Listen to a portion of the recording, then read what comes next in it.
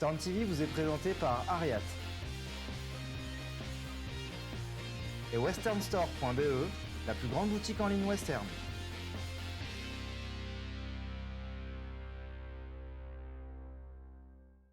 Bienvenue sur Turn Mag et aujourd'hui nous avons Jesse Megido, shoot boss et directeur d'arène au American Gar 3. On a aussi Wellington Rodriguez, bull rider. Donc voilà, ce week-end, ça va les gars? Ça va, nickel. Alors par rapport à hier, le rodéo? Ouais, ça a super bien tourné. Moi, j'ai eu le plaisir d'organiser encore une fois toute la partie bull riding de ce rodéo.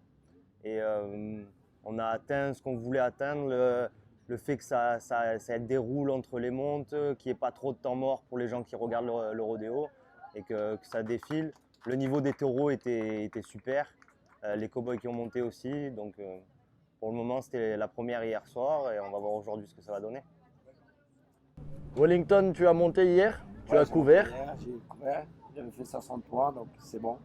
C'est bien pour aujourd'hui. J'espère qu'on ait un bon taureau à tirage au sort aujourd'hui pour ce soir. Et j'espère bien aller à la finale, porter la boucle encore cette année. Donc je précise bien, Wellington, ça fait 2 fois que tu as déjà gagné ce rodéo. Donc si tu gagneras ce week-end, ça fera 3 fois d'affilée. 3 fois, c'est ça. Jesse, on a vu qu'il y a des étudiants, on va dire, hein, bull Des riders, élèves à moi, des ouais. élèves bull riders ici présents. Donc est-ce que tu peux me parler de leur progression par rapport à quand tu les as eus à ton école et puis maintenant au rodéo? Ouais, ben, il y a deux mecs à qui j'ai fait les écoles là, qui se sont inscrits à ce rodéo.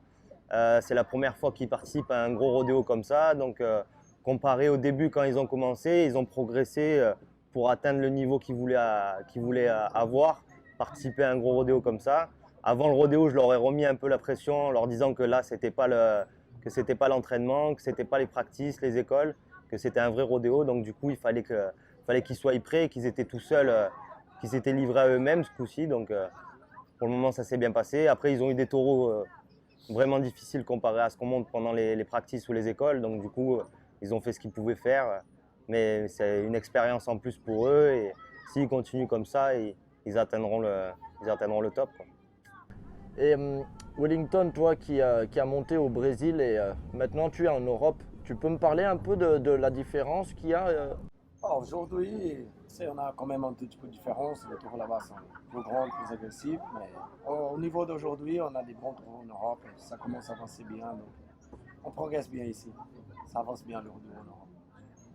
Et du coup, voilà, il y a de plus en plus de nouveaux riders donc, derrière les chutes. Donc vous êtes là aussi pour les aider. Comment ça se passe derrière les chutes avec les jeunes?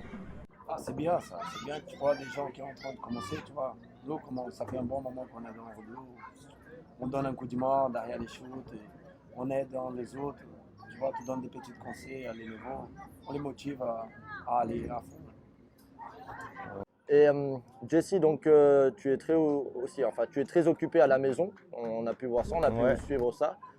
Tu es en train de faire ton petit rêve, hein, on va dire à la C'est maison. ça, ouais, c'est ça. En fait, comme on l'a dit auparavant, à Turn, on en a déjà parlé un peu. On est en train d'ouvrir un ranch sur Malmort et où là, on pourra vraiment développer le sport, apprendre aux jeunes à monter des taureaux. Et c'est vrai que ça avance vraiment pas mal. Là, on est en train de terminer l'arène, on fait une grosse arène et pourquoi pas en 2020 organiser de beaux rodéos là-bas. Donc, Tu ça vas avance aussi, bien. tu vas aussi donner des écoles là-bas chez toi, je suppose? Oui, comme on fait une grosse arène, j'aimerais pouvoir donner des écoles de bronc riding, donc barbac et saddle, refaire une école de bullfighting comme on avait fait à la place que j'avais avant, refaire venir un sportif des États-Unis qui bullfight là-bas, refaire une école de bullfighting et des écoles de bull riding avec aussi des têtes d'affiche qu'il y a aux États-Unis, organiser tout ça. Donc voilà. Et Wellington, on va aussi parler de ta petite blessure à l'épaule, petite blessure que tu nous as gardée quand même presque 2 ans, non? Quelque chose comme Ouais, ça? un an, j'ai gardé toute la saison 2017. Depuis le début jusqu'à la fin, il y avait mon épaule qui se lâchait à chaque rodéo, se débotait. Ouais. J'étais persistant, j'allais jusqu'à la fin. Donc là, c'est reparti, ça va mieux? Ça va mieux, j'ai me fait opérer à la fin de la saison 2017. Le dernier rodéo que j'ai fait en Italie, j'ai gagné aussi. Après, j'ai parti direct 10 jours après pour faire la chirurgie. Et là, pour l'instant, ça fait déjà 1 an que je me fais opérer. Et là, l'épaule va de mieux en mieux. Et Jesse, toi, tu es out, on va dire, Moi, ça comme ça, hein? Je vais y passer à l'opération.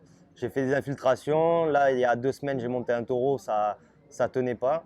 Et en fait, je me suis fait mal ici l'année dernière en montant pour l'exhibition. Ça fait 1 an que j'ai l'adducteur fracas. Et du coup, là, avec le taf que j'ai à la maison, je vais laisser passer l'été, travailler un maximum cet été et me faire planifier une opération pour septembre pour repartir sur la saison 2020 à fond, quoi. Mais bon, la blessure, quoi.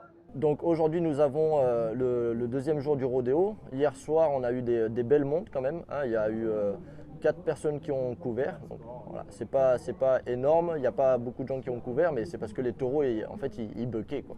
Ouais, exactement. Ben ouais, en fait, là, sur le standing, là, pour le moment, on a Washington qui est premier. Si je me souviens bien, Daniel deuxième, troisième Willington et quatrième William Dugan. Après, bon, c'était le premier round hier. Aujourd'hui, le deuxième round. Tout va se dépendre du tirage au sort. Lundi, en finale, on prend les 10 premiers.